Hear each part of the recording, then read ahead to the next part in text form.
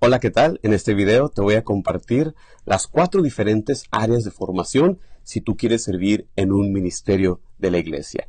Quédate con nosotros.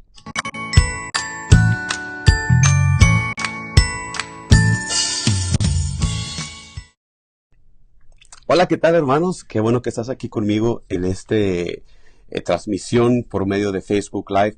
Quería compartir contigo una información que me parece bastante importante.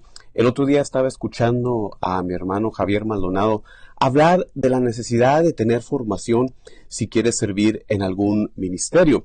Eh, y hablaba él sobre todo de la formación intelectual, y me parece que también es necesario el añadir y poder expandir en lo que la iglesia nos pide en las diferentes áreas. Entonces vamos a hablar el día de hoy de las 4 diferentes áreas de formación. Pero antes de decirte las diferentes 4 áreas, quiero mencionar la necesidad, primero que nada, antes de servir. ¿En dónde vamos a servir? Porque todos estamos llamados a hacer un servicio. Nuestra vocación por nuestro bautismo nos invita, Dios nos manda, nos impulsa, nos llama a hacer algún ministerio, a servirle en algún lugar. Entonces lo primero que hay que hacer es hacer un discernimiento. ¿Dónde quiere Dios que le sirva? Muchas veces nos metemos a algún grupo simplemente porque es popular, porque ahí está mi comadre. Bueno, quizás razones que no son necesariamente malas, pero verdaderamente tenemos que ponerlo en oración, discernir la voluntad de Dios, dónde me está mandando a ir, qué necesidad hay en mi parroquia, en mi iglesia local, así como también un discernimiento del lado humano. ¿Qué talentos tengo? ¿Qué habilidades? ¿Qué virtudes? Como un ejemplo muy claro, muchas veces vemos gente que quiere servir en algún ministerio, por ejemplo, el coro, la alabanza, y si tú no tienes la voz para hacerlo, quizás ese no sea nuestro llamado, algo que se entiende muy bien, pero lo podemos ver expresado en muchos diferentes ministerios. Otra cosa, antes de decirte las 4 áreas, la necesidad también, te recomiendo que hagas uso de algún guía, alguna persona, un mentor, alguien que ya haya pasado por eso, que ya haya servido por algún tiempo en algún ministerio, que te pueda orientar quizás qué es lo que se requiere. Muchas veces tenemos una idea un tanto romántica de lo que es ser servidor, ya sea como servidor de música, servidor de alabanza, servidor en la predicación, en la proclamación. Entonces es bueno entrar con ese conocimiento. Entonces te invito a que también te hagas amigo de alguien, recurras a su ayuda. Es algo de lo que siempre nos encargamos también nosotros que estamos en el ministerio. Queremos apoyar, queremos acompañar a las personas para que entren con los ojos abiertos. Entonces, ahora sí, las 4 áreas que la iglesia menciona, que nos invita a tener para poder ser buenos ministros eclesiales en el servicio a la iglesia. Entonces, estas áreas, como puedes ver en la pantalla, son empezando por el área humana, el área espiritual, el área intelectual, y vamos a ir mencionando todas y cada una de ellas. Empezando por el área humana, que no se nos olvide que la formación humana, primero que nada, desarrollando cualidades humanas en este ministerio eclesial, se trata de tener una personalidad sana, equilibrada, tanto para nuestro bien personal como para el servicio del ministerio. Entonces puede incluir cosas, ¿verdad? Como la salud psicológica, un buen entendimiento de la sexualidad, una sexualidad madura, que sepamos, entendamos y vivamos nuestro llamado a la castidad, ya sea en la soltería, ya sea en el matrimonio, la viudez, etcétera, etcétera. También cabe por ahí el equilibrio en la salud física. Entonces, también un entendimiento sobre los sistemas, las dinámicas familiares, cómo trabaja la familia. Todo esto es necesario para una buena formación de índole humana. Obviamente tenemos que valorar la diversidad racial, étnica, no podemos ser buenos ministros sin este tipo de entendimiento, si no nos caen bien ciertos grupos. Entonces, todo esto envuelve una buena formación humana. Ahora, ¿dónde aprendemos este tipo de formación? ¿Qué escuela hay o qué? Bueno, primero que nada, participando en pequeñas comunidades de fe. Es ahí donde, esa es la escuela donde nosotros aprendemos esta formación humana. También haciendo uso, tomando, interiorizando, tanto cuando nos dan halagos, cuando nos dan una afirmación buena, así como la crítica. Ahí también es donde nosotros aprendemos y crecemos humanamente. De ser necesario, también podemos tener una orientación psicológica, si alguna área en nuestras vidas necesita apoyo. Bueno, también incluso acudir a terapia. Es algo que muchas veces es tabú para nosotros, los hispanos sobre todo, pero algo también que nos puede ayudar a crecer humanamente, ciertamente. La autorreflexión, el pensar, el interiorizar nuestros pensamientos. Un par de cosas que te puedo recomendar, quizás escribir, poner en papel nuestros pensamientos, escribir en un diario. También el acompañamiento, la supervisión pastoral nos puede ayudar en este aspecto. La formación espiritual, ahora en el segundo punto de los que estábamos hablando de los 4. ¿Qué queremos hacer con esto? Bueno, queremos el producir, animar una verdadera sed de santidad. Que todos tengamos el deseo de la unión con Dios por medio de Cristo en el Espíritu Santo. Es un crecer en el cotidiano amor a Dios y al prójimo y también en el ministerio. A través de la práctica de la oración, la espiritualidad, es lo que promueve estas actitudes y estas disposiciones también.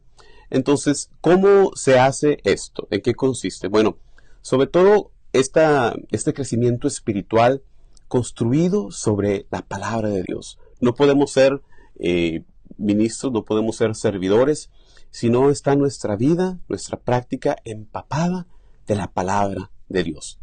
También debe de estar basada en la liturgia. Siempre tenemos esa recomendación que cualquiera que sea nuestro servicio, nuestro ministerio, si no nos impulsa hacia la Eucaristía, pues está fallando en algo. Debe de siempre dirigir hacia la iglesia, hacia el servicio a ella. Entonces, basado en la liturgia, sobre todo en los sacramentos. Una recta conciencia de lo que es el pecado ciertamente también es parte de esto, que no sea ni una conciencia muy laxa por un lado, ni tampoco ver pecado en todos lados. Entonces, que haya un balance en esta conciencia del pecado. Una espiritualidad mariana, ciertamente, porque nuestra Madre, la siempre Virgen María, es ejemplo perfecto de la vida espiritual, de la labor apostólica. Ella que a la vez tuvo las ocupaciones de toda madre, toda tarea familiar, pero al mismo tiempo estaba siempre al lado de su Hijo. Entonces María nos da un gran ejemplo, ella es modelo para nosotros. También en nuestra espiritualidad debe de haber un espíritu ecuménico. ¿Qué es esto? Es una adecuada comprensión de lo que es el significado de nuestro bautismo. Muchas veces en diferentes grupos fallamos en eso, porque no tenemos una apreciación de los hermanos separados. A nosotros, de cierta manera, no considerarlos a ellos como cristianos, o a veces hasta los insultamos. En realidad constituye esto una denigración de su bautismo. No estamos considerando que hay un solo Señor, una sola fe, un solo bautismo, como nos dijo San Pablo. Entonces, no estamos apreciando esa unidad que ya tenemos, que no es completa, obviamente, es una unidad parcial, pero igualmente el bautismo nos une y son mucho más las cosas que nos unen que las que nos separan. Entonces, todo eso en la formación espiritual.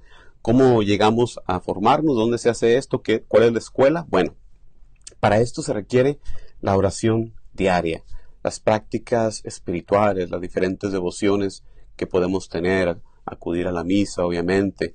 La Eucaristía es el centro de todo lo que estamos hablando. Si no estamos apegados a la Eucaristía, ¿para qué queremos servir siquiera a la iglesia? Las prácticas de la justicia y la caridad sobre todo a través de las obras corporales, las obras espirituales de misericordia, cuando nosotros actuamos y cooperamos para la justicia, ahí estamos definitivamente trabajando en este crecimiento espiritual. Y también una escuela buenísima que es la vida de los santos. Estas personas, nuestros hermanos mayores en la fe, que nos han precedido en la victoria, han ganado la batalla y ciertamente considerando su vida, también podemos crecer espiritualmente. En cuanto a la formación intelectual, bueno, eso es algo que yo creo que se entiende bastante bien. El estudio de la teología, las diferentes ciencias sagradas, pero también no olvidemos que hay muchas otras disciplinas, muchas otras cosas que podemos estudiar que ayudan a uno ser mejor ministro, ser mejor trabajador en la viña del Señor. Cosas como la filosofía, la literatura, la poesía, el arte, la psicología. Hay muchas otras ramas. Aquí te quería poner algunas que obviamente para nosotros son bastante importantes. Una vez más, el estudio de la Sagrada Escritura. Si vamos a ser predicadores, si vamos a ser proclamadores de la palabra, si vamos a ser catequistas. De hecho, cualquier ministerio debe estar enraizado en la palabra de Dios. Entonces debemos de estudiar ciertamente las Sagradas Escrituras y su interpretación. La Iglesia nos recomienda empezar obviamente en su contexto histórico, cómo vivía la gente que primero recibió la palabra de Dios, los diferentes géneros literarios que hay, cómo interpretaban las Sagradas Escrituras los primeros padres de la Iglesia, etcétera, etcétera, hasta nuestros días.